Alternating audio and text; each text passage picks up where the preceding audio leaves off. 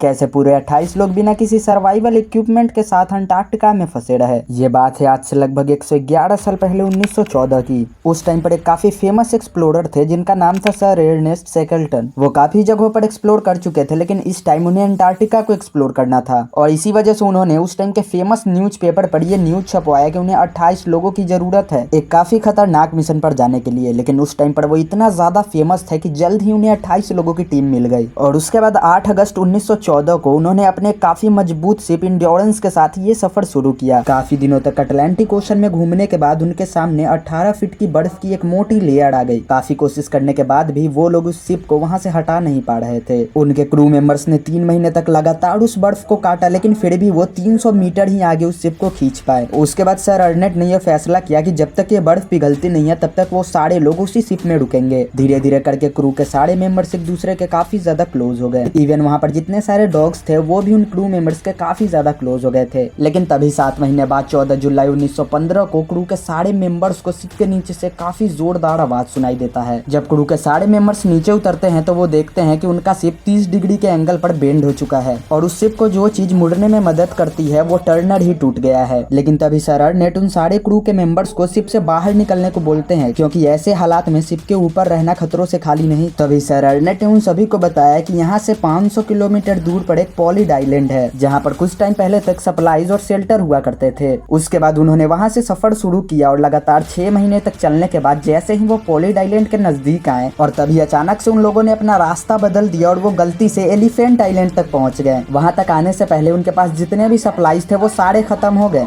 उस आइलैंड पर पहुंचने के बाद सर अर्नेट ने यह फैसला किया कि वो वहां से 1300 किलोमीटर दूर साउथ जॉर्जिया आइलैंड पर जाएंगे 6 क्रू मेंबर्स के साथ लाइव सेवर बोट पर। उन्होंने अपना ये सफर 24 अप्रैल 1916 को शुरू किया और 10 मई 1916 को वो उस आइलैंड पर पहुंच भी गए। 36 घंटों तक पहाड़ चढ़ने के बाद वो साउथ जॉर्जिया आइलैंड पर पहुंच गए और काफी मेहनत करने के बाद 30 अगस्त 1916 को वो वापस उसी एलिफेंट आइलैंड पर गए। उन्हें ये लगा था कि उनके काफी ज्यादा क्रू मेंबर्स वहीं पर मर चुके होंगे, लेकिन सरप्राइजिंगली वहां पर एक भी आदमी नहीं मरा था और सर अर्नेट अपने सारे क्रू मेंबर्स को सही सलामत वापस लाने में कामयाब हो चुके थे और इसी वजह से इस स्टोरी को ग्रेटेस्ट सर्वाइवल इवर का भी किताब मिला हुआ है।